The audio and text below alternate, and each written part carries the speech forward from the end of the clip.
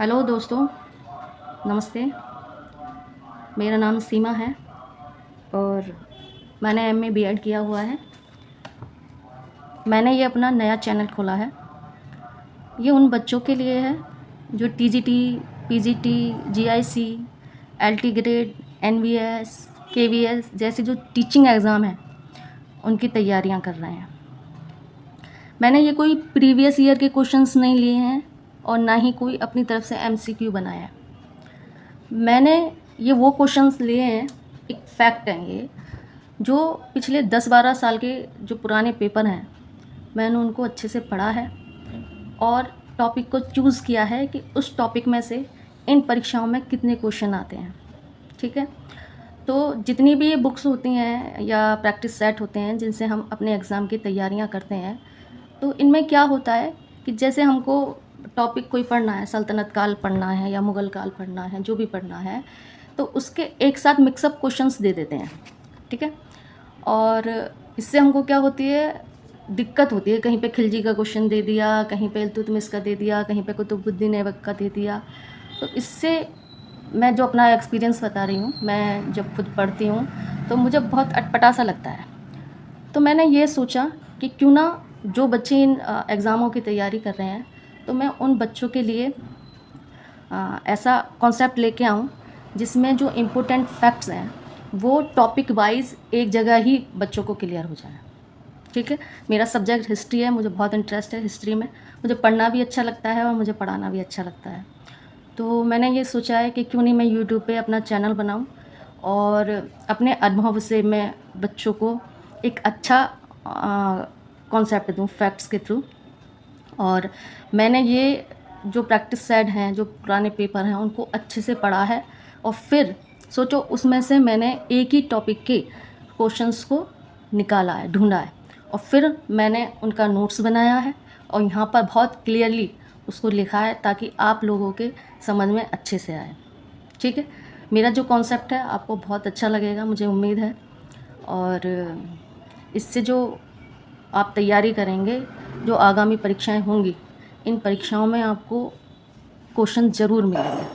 ये बहुत ही important facts मैं आपके लिए लाई हूँ और मैं ये प्रयास करूँगी अपने इस वीडियो में, जो मैंने अपना चैनल बनाया है, कि बच्चे कठिन से कठिन चीज़ों को आसानी से पढ़ सकें। खाली बात पढ़ने की नहीं होती है, पढ़ने के साथ साथ हमको टॉपिक को समझना भी होता है और याद भी रखना होता है।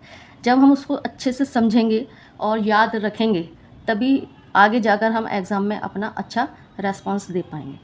ठीक है, तो मैंने आज जो शुरुआत करी है सबसे पहले वो मध्यकालीन भारत से शुरुआत की है। मुझको आपको पता ही है कि 3 इतिहास हैं, प्राचीन भारत का इतिहास है, मध्यकालीन भारत का इतिहास है और एक आधुनिक भारत का इतिहास है। उन सभी में मुझे सबसे ज़्यादा जो अच्छा लगता है वो मध्यकालीन भारत का इतिहास लगता है, क्योंकि वो कहानी की तरह हम लोग याद कर लेते हैं। ठीक है, तो आप लोग मेरे इस चैनल से जुड़िए। अगर आपको मेरी वीडियो पसंद आती है तो उसको लाइक करें, सब्सक्राइब करें। ठीक है, और कमेंट करें। और अगर नहीं भी आती है तो भी मुझे बताएं कि कहाँ कमी रह गई है और क्या इम्प्रूवमेंट हो सकता है। ठीक है, मैं सिर्फ ये चाहती हूँ कि जैसे मैंने इन एग्ज़ाम्स की तैयारी करी है और मैंने जो ये प्रैक्टिस सेटों को पढ़ा है, उनके आधार पर मैं अच्छे से बच्चों को एक ही टॉपिक वाइज कैसे अच्छे से उनको पढ़ा सकती हूँ। ठीक है, तो अगर आपको मेरे साथ पढ़ना है तो आप जो मैं पढ़ा रही हूँ उसको ध्यान से समझेंगे और स्क्रीनशॉट भी ले सकते हैं आप। मैंने जो नोट्स बनाए बहुत अच्छे से बनाए हैं, आपके लिए बनाए हैं। मैं चाहती तो जो मेरे पास बुक्स हैं या प्रैक्टिस सेट हैं मैं उनको लेकर डायरेक्ट वीडियो बना लेती, लेकिन नहीं, मैंने आप लोगों के लिए मेहनत करी है। उसमें से मैंने क्वेश्चन को छांटा है, फैक्ट्स को निकाला है और तब मैं आपके लिए ये वीडियो लेके आई हूँ। उम्मीद है आपको मेरी ये वीडियो पसंद आएगी। ठीक है, तो चलो शुरुआत करते हैं। चलो देखो, मैंने ऊपर लिखा हुआ है कि ये किसके लिए, टीजीटी, पीजीटी, जीआईसी जो एग्ज़ाम है आपके टीचिंग से रिलेटेड, उन सभी के लिए ये महत्वपूर्ण है। ठीक है, और हिस्ट्री ऐसा सब्जेक्ट है जो मोस्टली सभी एग्ज़ामों में देखने को मिल जाता है, जिसमें सब्जेक्ट बेस हो तो उसमें तो है ही, आपको पता है। उसके अलावा जीके में भी हमें हिस्ट्री को देखने को मिलता है। ठीक है, तो चलो देर नहीं करते, अब आज मेरी पहली वीडियो है इसलिए ये सब मुझे बताना पड़ रहा है, तो शुरुआत करते हैं। ठीक है, सबसे पहले हम पढ़ेंगे सल्तनत काल। ठीक है, जब हम मध्यकालीन इतिहास को प्रारंभ करते हैं तो सबसे पहले हम क्या पढ़ते हैं? सल्तनत काल। ठीक है, तो सल्तनत काल में जो समय है वो क्या है सल्तनत काल का? वो है आपका 1206 से लेकर 1226 ईस्वी। कितना है? 1206 से लेकर 1526 ईस्वी। ठीक है, तो ये जितने भी वंश थे सल्तनत काल में, उन्होंने 320 वर्ष, कितने? 320 वर्ष शासन किया। ठीक है, भारत पर शासन किया। तो सल्तनत काल का समय 1206 से लेकर 1526 ईस्वी। ठीक है, टोटल समय कितना हो गया? 320 वर्ष। ठीक, चलो आगे पढ़ते हैं। देखिए, ये जो 5 वंश हैं, जो बच्चा हिस्ट्री पढ़ रहा है या हिस्ट्री का स्टूडेंट है तो उसने ये तो पढ़ा ही होगा कि ये 5 सल्तनत काल में 5 वंश हैं। ठीक है, कौन कौन से वंश हैं? आपका गुलाम वंश है, खिलजी वंश है, तुगलक वंश है, और आपका सैयद वंश है और लोदी वंश है। ठीक है, ये 5 वंश हैं जिन्होंने मिलकर 320 वर्ष भारत पर शासन किया था। ठीक है, और मैं इसके लिए आप लोगों को एक ट्रिक लेके आई हूँ। जिन बच्चों को ये पता है कि कौन कौन से वंश आते हैं तो बहुत अच्छी बात है, लेकिन मैं ये लेकर चल रही हूँ कि जिन बच्चों को नहीं आते हैं तो उनके लिए मैंने एक ये ट्रिक बनाई है। इस ट्रिक के माध्यम से आप इनको क्रमानुसार याद कर सकते हैं। मैं ऐसा क्यों बता रही हूँ? मैं इसलिए बता रही हूँ क्योंकि जब हम एग्ज़ाम देने जाते हैं तो सल्तनत कालीन जो वंश हैं उनका क्रम पूछ लिया जाता है। ठीक है, तो अगर आपको क्रम याद होगा तो आप आसानी से उसको लिख सकते हैं, है ना, अपना 1 नंबर पक्का कर सकते हैं। ठीक है, तो पहला देखिए मैंने ट्रिक बनाई है, गुलाब खिले तब सांस लूँ। ठीक है, गुलाब खिले तब सांस लूँ। ठीक है, आपको पता ही है जब प्लांट्स हम क्यों लगाते हैं कि खुली सांस लेने के लिए। ठीक है, तो गुलाब से क्या हो गया? गुलाम वंश। क्या हो गया? गुलाब से गुलाम वंश। ठीक है, और खिले से हो गया आपका खिलजी वंश, और तब से हो गया आपका तुगलक वंश, और सा से हो गया आपका सैयद वंश, और ला से हो गया आपका लोदी वंश। ठीक है, ये 5 वंश हैं जिन्होंने 320 वर्ष सल्तनत काल के जो शासक हैं उन्होंने शासन किया है। गुलाम वंश, खिलजी वंश, तुगलक वंश, सैयद वंश और लोदी वंश। ठीक है, मैं इनका समय भी लिखा हुआ है, आप मेरे साथ साथ नोट कर सकते हैं या स्क्रीनशॉट ले सकते हैं, आपकी मर्जी है। लेकिन मैंने नोट्स इसीलिए ऐसा बनाया है ताकि आप मुझे भी देखकर बहुत अच्छा सा नोट्स तैयार कर सकें और उसको आगे पढ़ सकें। ठीक है, तो गुलाम वंश का जो शासनकाल है वो 1206 से लेके 1290 ईस्वी है। कितना है? 1206 से लेके 1290 ईस्वी है। ठीक है, खिलजी वंश का क्या है? खिलजी वंश का 1290 से लेके 1320 ईस्वी है, और तुगलक वंश क्या है? 1320 से लेकर 1412 ईस्वी है। ठीक है, वहीं सैयद वंश कितना है आपका? 1412 से लेकर 1415 ईस्वी तक, और लोदी वंश है आपका 1451 से लेकर 1526 ईस्वी तक। ठीक है, ये पूरा कालक्रम जो है वो सल्तनत काल का है। इन 5 शासकों ने, 5 वंशों ने शासन किया है सल्तनत काल पर। ठीक है, इसके बाद आप देख रहे हैं 1526 में लिखा है, तो 1526 में कौन? मुगल काल शुरू हो गया था, बाबर आ गया था 1526 में। ठीक है, तो उम्मीद करती हूँ आपको इतना समझ में आया होगा। तो गुलाम वंश जो था, उस गुलाम वंश में टोटल कितने शासकों ने शासन किया? 11 शासकों ने शासन किया। कितने? 11 शासकों ने शासन किया है। और खिलजी वंश में 6 शासकों ने शासन किया है। ठीक है, और तुगलक वंश में 8 शासकों ने शासन किया है, और सैयद वंश में 4 शासकों ने शासन किया है। ठीक है, और लोदी वंश में 3 शासकों ने शासन किया है। ठीक है, इतने सारे शासकों ने 1206 से लेकर 1526 ईस्वी तक शासन किया है। ठीक है, तो हमने ट्रिक बताई, गुलाब खिले तब सांस लो, तो सबसे पहले गुलाब से गुलाम वंश आता है। तो सबसे पहले हम क्या पढ़ेंगे? हम पढ़ेंगे गुलाम वंश। क्या पढ़ेंगे?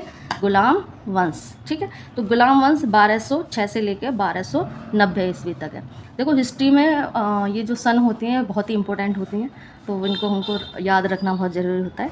इसलिए मैंने आपके लिए जो ईजी हो जाए सन को भी लिख दिया है, आप भी अपने नोट्स में सन को भी इंक्लूड करें। ठीक है, तो गुलाम वंश पढ़ते हैं। गुलाम वंश में देखो सल्तनत काल में 3 वंशों ने शासन किया। कितने वंशों ने? 3 वंशों ने शासन किया। ठीक है, वो 3 वंश कौन से थे? कुतवी वंश पहला कौन सा था? कुतवी वंश, दूसरा था शमसी वंश, और तीसरा था बलवनी वंश। ठीक है, ये बात किसी की हो रही है? केवल गुलाम वंश की हो रही है, केवल गुलाम वंश की, इनकी नहीं हो रही है अभी बात। ठीक है, किसकी हो रही है? गुलाम वंश की हो रही है। तो गुलाम वंश में 3 जो वंश हैं, कुतुबी वंश, शमसी वंश और आपका बलबनी वंश। इन तीनों वंशों ने मिलकर गुलाम वंशों में क्या किया है, शासन किया है। ठीक है, बहुत अच्छा सा नोट्स मैंने आपके लिए तैयार किया है, जो आप इसको जब लिखेंगे और फिर इसको रिवाइज करेंगे तो आपको बहुत मज़ा आएगा। ठीक है, नोट्स ऐसा होना चाहिए जिसे हम लिखने के बाद में जब प्रैक्टिस करें, उसको रिवाइज करें, दोबारा से पढ़ें तो हमको उसे पढ़ने में इंटरेस्ट आए, हमें बोरियत ना लगे, या हम उसको खोल कर ये नहीं है कि हमने क्या उल्टा सीधा ये भर दिया, हमारे खुद ही समझ में नहीं आ रहा, उसको बंद करके रख दें। नोट्स हमेशा ऐसा होना चाहिए जो हमें पढ़ाई में इंटरेस्ट पैदा करे। ठीक है, तो गुलाम वंश में कुतुबी वंश, शमसी वंश और बलबनी वंश, तीनों वंशों ने क्या किया, शासन किया है। कुतुबी वंश का कौन था, कुतुबुद्दीन ऐबक। कौन था, कुतुबुद्दीन ऐबक, ये कुतुबी वंश का था। शमसी वंश का कौन सा था, इल्तुतमिश था। और बलबनी वंश का कौन था, बलबन। ठीक है, इनमें वंशों को आपको इसलिए बता रही हूँ क्योंकि ये वंश अक्सर इन एग्ज़ाम में पूछे जाते हैं, जो टीचिंग एग्ज़ाम होते हैं। ठीक है, क्वेश्चन पूछ लिया जाता है कि निम्नलिखित में से कुतुबी वंश से कौन सा शासक संबंधित है, तो उसमें ऑप्शन दे दिए जाते हैं। कुतुबुद्दीन ऐबक हो गया, अलाउद्दीन खिलजी हो गया, या विजयालय हो गया, या उपरोक्त तीनों। ठीक है, इस तरीके से क्वेश्चन दे दिया जाता है, तो अगर हमें याद होगा तो हम बड़ी आसानी से लगा देंगे कि कुतुबी वंश का कौन था, कुतुबुद्दीन ऐबक था। ठीक है, और इसको याद करना भी बहुत आसान है। कैसे याद करेंगे, कुतुबी, देखो दोनों में कुतुबी कुतुबुद्दीन एक समझ रहा है ना, यहाँ पे कू ता आ रहा है, बाबा आ रहा है, तो कुतुबुद्दीन कुतुबी वंश का, बहुत आसान है इसको याद करना, हम बड़े आसान तरीके से इसको याद कर सकते हैं। ठीक है, शमसी वंश है, शमसी वंश को कैसे याद करेंगे, ये भी देखो मिलता सा है, शमसी मिस। ठीक है, साउंड पर ध्यान दो, ऐसा साउंड इन दोनों से मैच नहीं कर रहा, इससे मैच कर रहा है। ठीक है, इल्तुतमिश से। तो शमसी वंश का अगर पूछ लिया जाए क्वेश्चन कि शमसी वंश से कौन संबंधित था, तो इल्तुतमिश। ठीक है, खाली इल्तुतमिश नहीं था, और भी इसके साथ जो इसके उत्तराधिकारी है वो भी इस वंश से संबंधित थे, मैं आगे बताऊंगी आप लोगों को। ठीक है, और क्वेश्चन जो आता है वो ज़्यादातर नीचे आता है, इसलिए मैंने इनको बताया आपको। ठीक, बलबनी वंश, ये भी क्लियरली आप इसको याद कर सकते हैं, बलबनी तो बलबन वंश। ठीक है, तो हम किसके बारे में पढ़ रहे हैं, गुलाम वंश के बारे में पढ़ रहे हैं। गुलाम वंश ने 3 वंशों ने शासन किया है, गुलाम वंश। ठीक है, इनका कार्यकाल देख लेते हैं। 1206 से लेके 1210 ईस्वी ये कुतुबुद्दीन ऐबक है, और इल्तुतमिश का समय है 1210 से 1266 ईस्वी, और बलबन का समय है 1266 से लेके 1290 ईस्वी। ठीक है, अब चलो सबसे पहले हम किसको पढ़ेंगे, कुतुबुद्दीन ऐबक को। किसको पढ़ेंगे, कुतुबुद्दीन ऐबक को। ठीक है, देखो सबसे पहला जो कुतुबुद्दीन ऐबक से क्वेश्चन आता है वो ये आता है कि गुलाम वंश का संस्थापक कौन था। गुलाम वंश का संस्थापक कौन था, तो कौन था गुलाम वंश का संस्थापक, कुतुबुद्दीन ऐबक। मैंने यहाँ पे लिखा भी है गुलाम वंश का ये कौन था संस्थापक, कौन, कुतुबुद्दीन ऐबक। ठीक है, गुलाम का मतलब तो आपको समझ में आ ही रहा होगा, गुलाम का मतलब दास। ये कुतुबुद्दीन ऐबक जो था वो मोहम्मद गौरी का दास था। किसका, मोहम्मद गौरी का दास था। ठीक है, तो ऐबक को मोहम्मद गौरी ने गजनी के बाज़ार से ख़रीदा था। ठीक है, ये क्वेश्चन बहुत पूछा जाता है कुतुबुद्दीन ऐबक से लेकर कि मोहम्मद गौरी ने अपने किस दास को गजनी के बाज़ार से ख़रीदा था।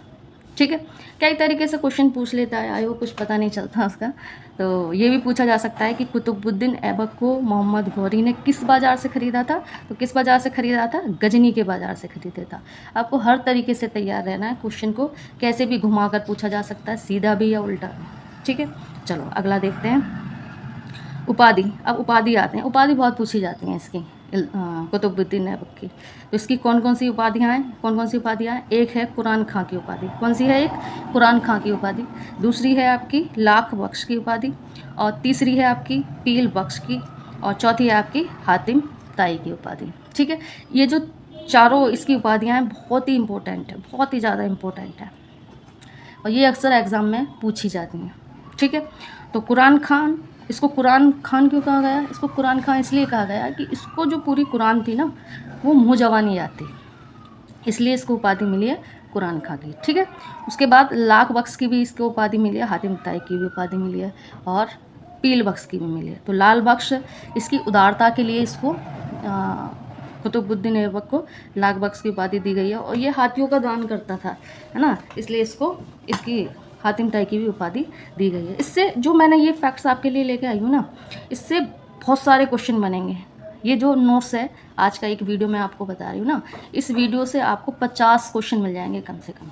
ठीक है, मैंने बहुत ही अच्छे से पढ़ के उन प्रश्नों को बार बार, कि भाई बार बार टीजीटी में, पीजीटी में, एलटी ग्रेड में या असिस्टेंट प्रोफेसर में कौन कौन से इस टॉपिक से रिलेटेड क्वेश्चन आ रहे हैं, उनको मैंने ढंग से पढ़ा है और अपने एक्सपीरियंस से मैंने ये नोट्स बनाया। ठीक है, क्यों बनाया है? ताकि मेरे पढ़ाए हुए बच्चे भटके ना। अगर सल्तनत काल पढ़ना है तो उनको पूरा ऐसे न छानना पड़े कि कुतुबुद्दीन ऐबक से रिलेटेड कौन से क्वेश्चन, इसलिए मैं टॉपिक लेके आई हूँ। टॉपिक से आप इजीली याद कर सकते हैं। ठीक है, इतना आपको समझ में आ गया होगा। चलो अब आगे देखते हैं।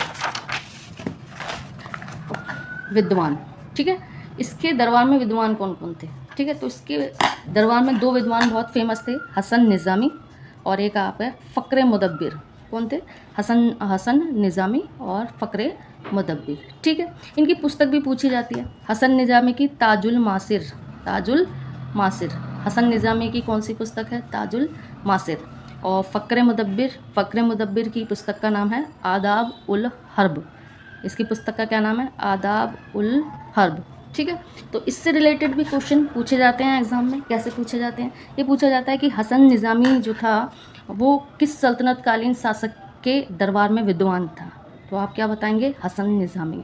इसका दूसरा क्वेश्चन पूछा जा सकता है कि हसन निज़ामी की पुस्तक का क्या नाम है? तो वो क्या है? ताजुल मासिर है। ठीक है, ऐसे ही फ़क्र मुदब्बिर पूछा जा सकता है। फ़क्र मुदब्बिर कौन था? तो ये आपके कुतुबुद्दीन ऐबक के दरबार में कौन था? विद्वान था। और ये वज़ीर भी बोला जाता है। कुछ विद्वान ये भी कहते हैं कि ये वज़ीर भी था कुतुबुद्दीन ऐबक का। ठीक है, वज़ीर जो राजा के सबसे करीब होता है। ठीक है, जो शासक के सबसे करीब होता है वो कौन होता है? वज़ीर होता है। फिर इसी का एक और क्वेश्चन बन जाएगा कि फ़क्र मुदब्बिर की पुस्तक का क्या नाम है? या इसको मैचिंग करने के लिए भी दे देते हैं। ठीक है, एक तरफ हसन निज़ामी, फ़क्र मुदब्बिर और बहुत सी जो पुस्तकें हैं उनको दे देंगे और फिर उनका मिलान करवाएंगे। ठीक है, तो फ़क्र मुदब्बिर की पुस्तक आदाब उल हर्ब है और हसन निज़ामी की पुस्तक का नाम ताजुल मासिर है। ये दोनों ही विद्वान जो थे कुतुबुद्दीन ऐबक के शासनकाल में थे। तो हम आपको पता है ये कुतुबुद्दीन ऐबक को पढ़ रहे हैं। ठीक है, देखिए आगे स्थापत्य, मोस्ट इम्पोर्टेंट। ठीक है, कुतुबुद्दीन ऐबक ने सबसे पहली मस्जिद जो थी वो कौन सी बनवाई थी? ठीक है, वो थी कुव्वत उल इस्लाम मस्जिद। कौन सी थी? कुव्वत उल इस्लाम मस्जिद। ठीक है, ये कहाँ पर स्थित है? ये दिल्ली में स्थित है। ठीक है, और इससे रिलेटेड एक क्वेश्चन पूछा जाता है कि तुर्कों की प्रथम मस्जिद कौन सी है? ठीक है, तुर्क मस्जिद कौन सी है? तो वो तुर्क मस्जिद जो है वो कौन सी है आपकी? कुव्वत उल इस्लाम मस्जिद। अब इसको किसने बनवाया था? इसको क्या नाम है उसका? ऐबक ने बनवाया था। ठीक है, और दूसरा कुतुब मीनार दिल्ली में स्थित है। आपने देखा होगा, नहीं देखा होगा तो ये तो जानती हैं कुतुब मीनार को, है ना। ये भी किसने बनवाई थी? कुतुबुद्दीन ऐबक ने बनवाई थी। और 2.5 दिन का झोंपड़ा ये कहाँ पर है? अजमेर में है। ये भी किसने बनवाया था? ये भी कुतुबुद्दीन ऐबक ने बनवाया था। बहुत पूछा जाता है। आप हिस्ट्री का एग्ज़ाम देंगे ना कहीं भी, या जीके का भी देंगे, ये जीके में भी और आपके सब्जेक्ट वाले में भी ज़रूर पूछे जाते हैं। ठीक है, बहुत इंपॉर्टेंट फैक्ट्स लाई हूँ मैं, क्या बताऊँ आपको। आप अगर इनको अच्छे से पढ़ेंगे ना तो इससे एक भी क्वेश्चन बाहर नहीं जाएगा आपके एग्ज़ाम में। ठीक है, और मैं मेहनत करके मैंने उन बुक्स में से पढ़ा है और छांट के फिर मैंने अपने नोट्स में लिखा है। ठीक है, तो ये कुव्वत उल इस्लाम मस्जिद कुतुबुद्दीन ऐबक दिल्ली में तुर्कों की पहली मस्जिद है ये।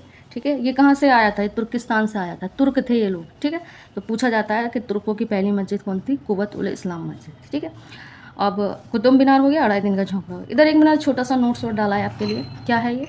प्रसिद्ध सूफी संत ख्वाजा कुतुबुद्दीन बख्तियार काकी के नाम पर इसकी नींव रखी गई थी। किसकी? कुतुब मीनार की। किसकी? कुतुब मीनार की।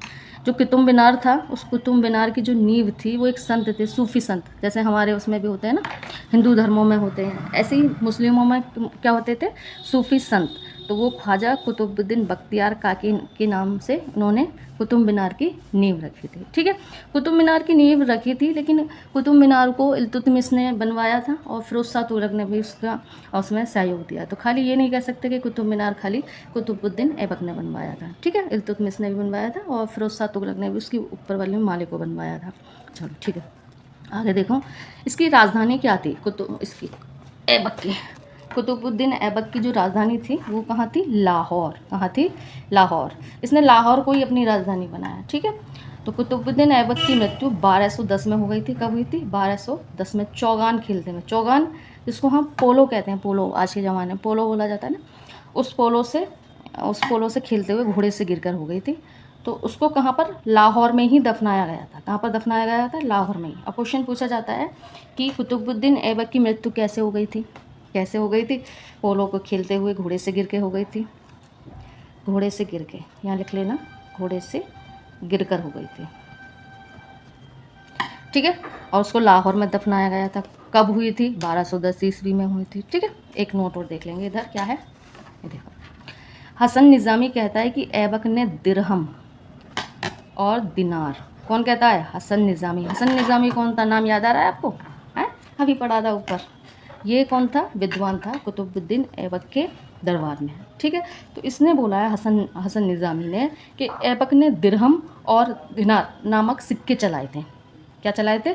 सिक्के चलाए थे। परंतु लेकिन अभी तक ऐबक का कोई सिक्का अभी तक नहीं मिला, ठीक है। इसने अपने आप ही पता नहीं कैसे देखा, कहाँ देखा, ऐसा बोला जाता है कि हसन निज़ामी ने ही बोला, इसके अलावा किसी ने नहीं बोला कि उसने सिक्के चलाए थे, या किसी कहीं पर नहीं लिखा हुआ कि उसने सिक्के चलाए थे। सिर्फ हसन निज़ामी ने बोला था। अब पता नहीं उसकी तारीफ में बोल दिया हो, उसके दरबार में विद्वान था इसलिए बोल दिया हो, लेकिन ऐसा उल्लेख कहीं भी नहीं मिलता है कि उसने दिरहम और दिनार नामक सिक्के चलाए थे। किसने? कुतुबुद्दीन ऐबक ने, ठीक है। तो यहाँ तक वो था किसके लिए? कुतुबुद्दीन ऐबक के बारे में। इसमें 85 प्रश्न आपको मिलेंगे। मैंने बीच में आप लोगों को बताया भी है कि कैसे कैसे क्वेश्चन आते हैं एग्जाम में, ठीक है।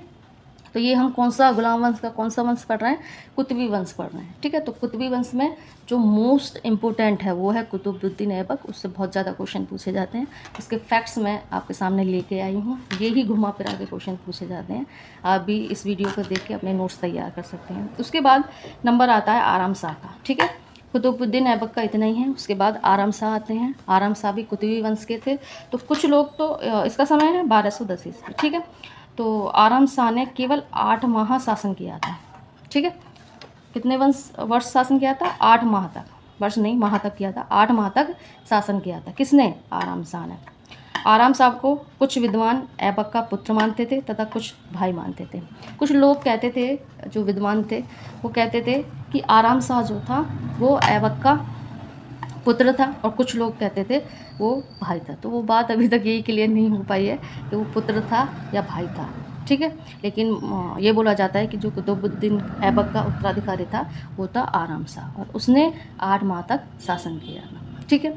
तो ये आज का नोट्स है। मैंने आपको कुतुबुद्दीन ऐबक के बारे में बताया है, और इससे काफ़ी प्रश्न मिलेंगे। मैंने आपको बता भी दिया, इसको आप अच्छे से पढ़ेंगे तो यही घुमा फिरा के क्वेश्चन पूछे जाते हैं। बहुत ही अच्छा नोट्स मैंने आपके लिए तैयार किया है। ये क्रम पूछा जाता है, इस क्रम को आप याद रखें कि गुलाब खिले तब सांस लो, तो जैसे गुलाम वंश, खिलजी वंश, कैसे ता से तुगलक वंश, सांस लो, सांस से सैयद वंश और लोदी वंश, ठीक है। इस तरीके से आप इनको याद रख सकते हैं।